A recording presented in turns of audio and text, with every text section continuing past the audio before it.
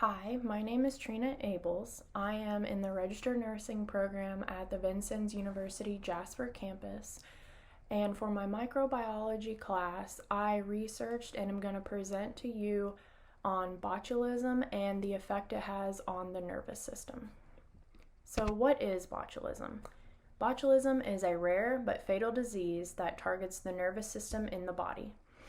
The causative agent is Clostridium botulinum. It is a bacteria that is found in food, wounds, and the intestines of infants. It is a gram-positive bacilli.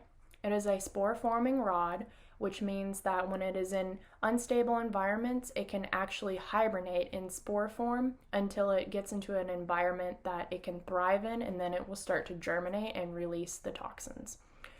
It is an obligate anaerobic, and this simply means that it likes low to no oxygen environments. And this information is from the Center of Disease Control. So where can it be found? The spores grow in specific conditions. As I said, it likes low to no oxygen. It also likes low acid and low salt.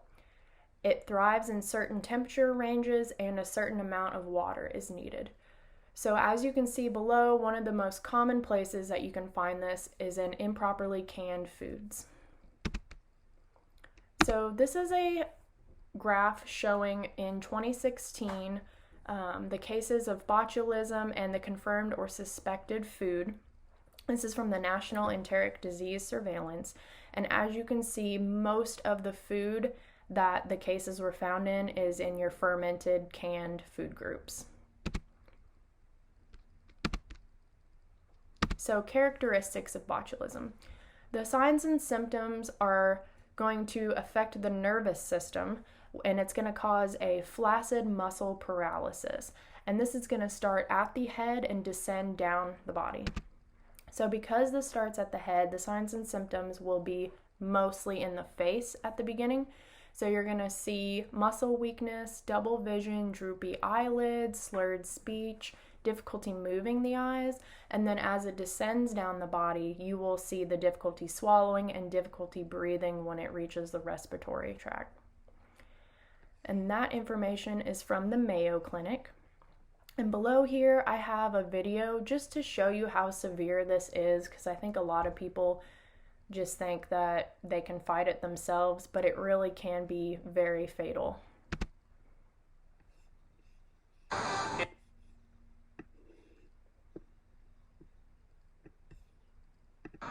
Like it's been a long tumor.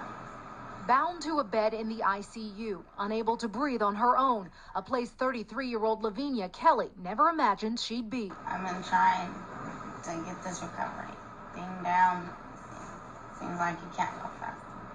April 21st, 2017, Lavinia and her mother, Dawn Kelly, were driving home from work. They made a stop at the Valley Oak Food and Fuel gas station in Walnut Grove. Lavinia's sister, Teresa Flores, says she was so hungry she bought the only warm food she saw, cheesy nachos. Like, that's how hungry she was. She licked the bag, basically, to get the cheese off. Days later, Lavinia ended up in the hospital and tested positive for the bacteria that causes botulism. Her 3 children and sisters spent weeks watching her in a coma-like state, unable to move or speak.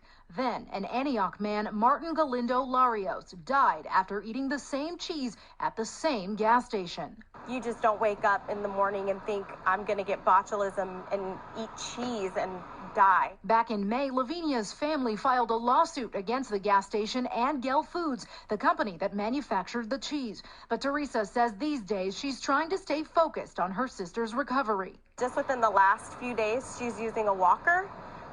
So that's really great for her. She feels so proud. Here they are 4 months ago. Teresa had just said yes to a wedding dress that Lavinia picked out. And while they never planned to battle botulism together, Lavinia says this fight has only made their bond as sisters stronger. I'm so glad, so thankful that I'm alive today.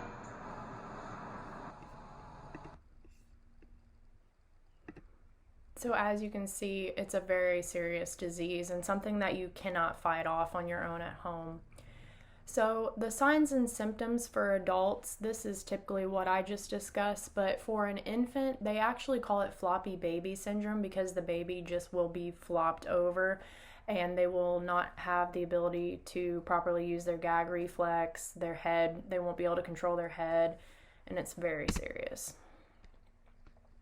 So the types of botulism, there are actually 5 types of human botulism. So for the first one, foodborne, we kind of went over that a bit. That's going to be from your improperly canned, preserved, fermented foods, but you can also get it from not refrigerating foods that require refrigeration. So if you have foods that are setting out overnight, that could actually get that spore on there and create that bacteria and release the toxins. So for infant botulism, they can get this from cream, honey is most common. And what this does, which is different than an adult, whereas the adults are ingesting the toxin straight from the food, for the infants, they're actually taking in that spore. And because their digestive tracts aren't completely developed yet, they don't have that good bacteria to fight it off. So the spores can then start to germinate and release those toxins in the infant. Wound botulism is much like tetanus. You're going to get that from your improperly cleaned wounds, dirty wounds, improperly sterilized equipment. Inhalation botulism, I'm not going to go deep into that. This is mainly if you're in a lab setting and you have an accidental exposure. And then for other, there are many medical uses for botulism, but the one I found interesting was the cosmetic use. So according to the World Health Organization, the bacterium is actually used in Botox. And Botox is a pharmaceutical product predominantly injected for clinical and cosmetic use. So if a doctor is not properly licensed or if they accidentally give too high of a dose, you can actually get botulism from a Botox injection. And Botox injections can be used for migraines as well, not just cosmetic reasons. So treatment. The treatment for botulism, you're going to have to go to the hospital and they will give you an antitoxin known as botulinum antitoxin. It is comprised of antibodies or antibody antigen binding fragments that block the neurotoxin production. So this will stop further damage to the body, but it cannot reverse damage already done. That is why typically you're going to have long-term rehabilitation, such as the video we watched earlier. She was on a ventilator and she basically had to learn how to walk again. For infants, they will be given an immunoglobulin injection. So for the prevention for botulism, pressure can foods to the specific required temperature and time per food item. Do not consume food from broken, opened, or damaged cans or jars. So that's if you preserve your own food or if you buy food at the grocery store. Make sure you're checking those items. Add acid to non-acidic foods when preserving and salt. And there are many good canning and preserving books and articles online that will give you the exact information you need to properly can and preserve, ferment every food group. For wound botulism, you're going to want to make sure you're keeping your wounds clean and disinfected and don't use any dirty medical equipment or supplies. For infant botulism, the most common way to get that is giving them honey, so they recommend that you do not give honey under the age of 1 year. And this information was gathered from a medical article online by Dr. Sanchari Duda. So here are all of my references from the information that I have gathered. And as you can see, botulism is a pretty serious disease. Even though it is rare, if you get it, it can have very bad side effects. So thank you for listening to my presentation, and thank you for watching.